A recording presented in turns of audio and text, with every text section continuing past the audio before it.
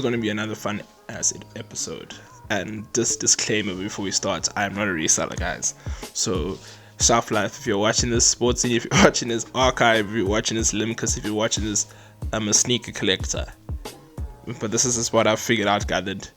Being having an ear to the floor with the sneaker culture in SA. But anyways, guys, welcome back to the channel. My name is Joshua Dunn. Don't forget to comment, like, subscribe. If you guys are new to the channel, this channel is all about sneakers, fashion, and gaming. So, guys, let's get into this awesome ass episode. So today we're going to be talking about how to win raffles in South Africa. So I posted a video on Twitter saying that I'm for raffles in SA because I think raffles gives everyone a flipping chance. Literally.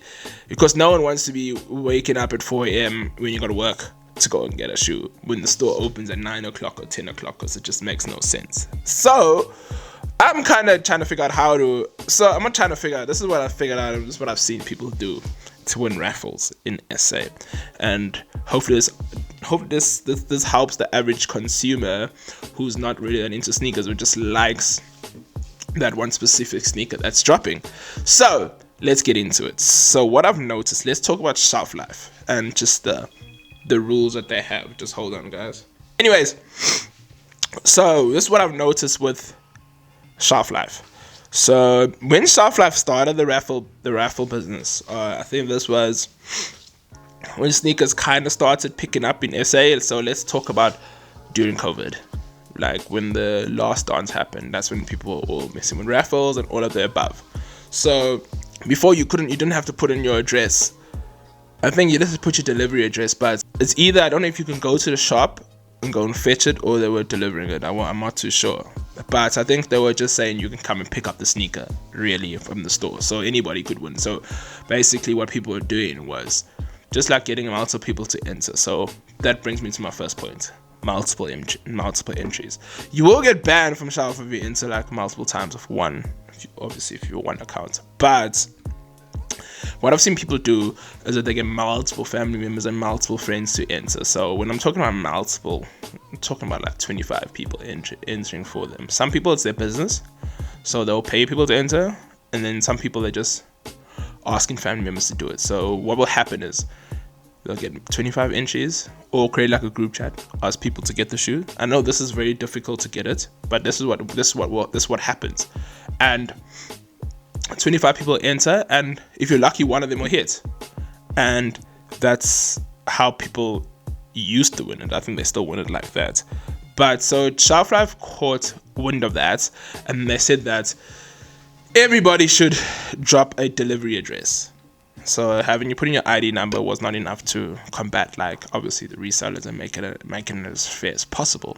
So they asked you to have your delivery address on when you enter, so, which makes sense. Like, they want to combat it, so they want to rather just send it out. So that's okay. So what people did, same thing.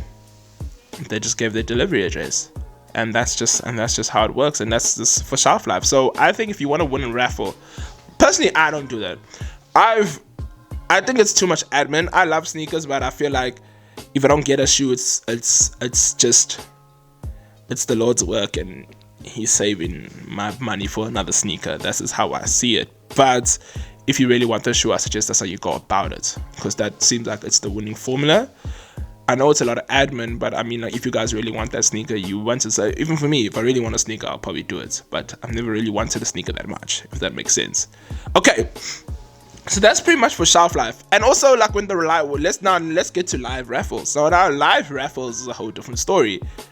You pay people to stand in queue for you. That's how people do it in America. That's how people do it in Europe. That's how resellers do it everywhere. So say you go with your family members. Say like you go with 7 people. Oh yeah, 7 people. Say you got 7 people.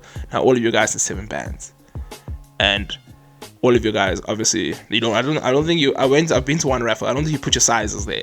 You just 7 bands, and that's that. And then you guys will wait, and then obviously, if one person wins, then you get your shoe.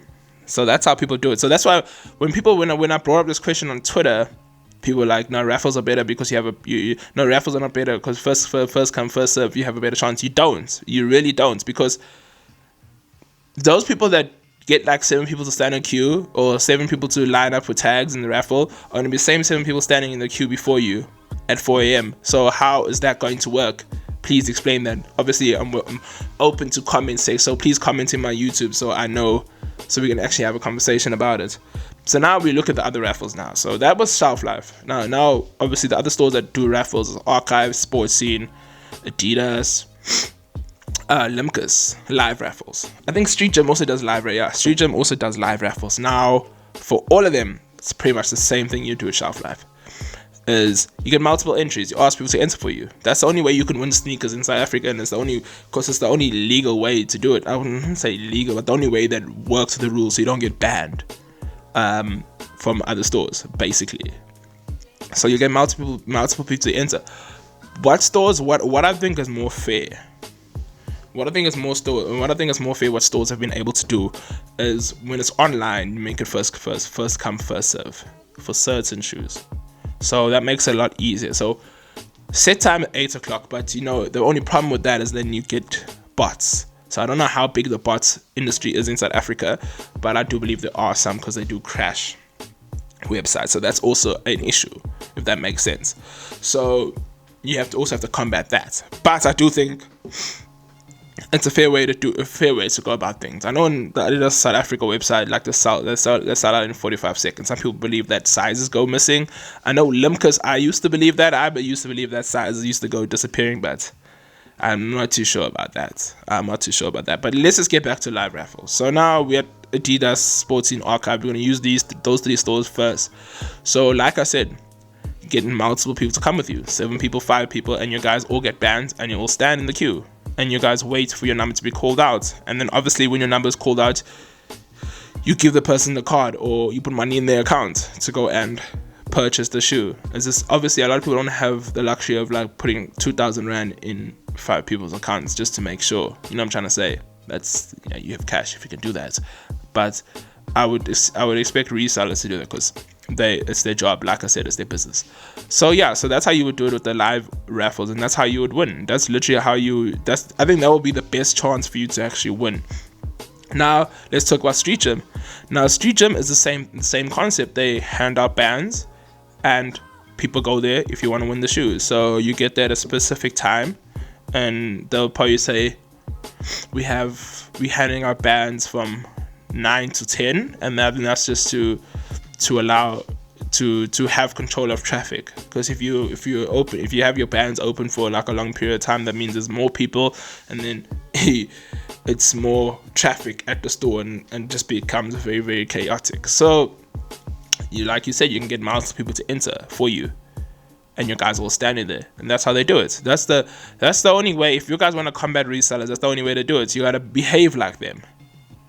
You got to behave like them. Obviously, you're not going to sell the shoe, but you have to also learn their tendencies and their techniques, and then use it to go get the sneakers, because I think that's the only way we can, like normal sneaker lovers, can actually combat resellers, if that makes sense. So yeah, man, I hope this was very informative. I do think if you guys do watch this, and if you guys do take these words, my words and my lessons, clearly you guys would have a bigger chance on winning sneakers in SA. I hate the fact that it's gotten to this point where you can't just walk in and get shoes. And Slee, one of my boys who was on Soul Talk, by the way, don't forget to catch his episode Hearty and Home Cooked. He said, well, the brands just need to produce more shoes, and I fully agree with that. I 100% agree with that. But clearly, they want hype. So obviously, when a shoe's scarce, the hype grows for that sneaker, because people want to know why the shoe is scarce, basically. So, yeah, man. So the only way we can ever combat it is if it comes from the higher ups, and that's the people who run these major conglomerates, if that makes sense. But anyways, guys, I hope this really helped you guys out. My name is Joshua Dunn. Don't forget to comment, like, subscribe. Like I always say, keep it cool, keep it fresh, keep it kicking. I'll be back with another video. Peace and love.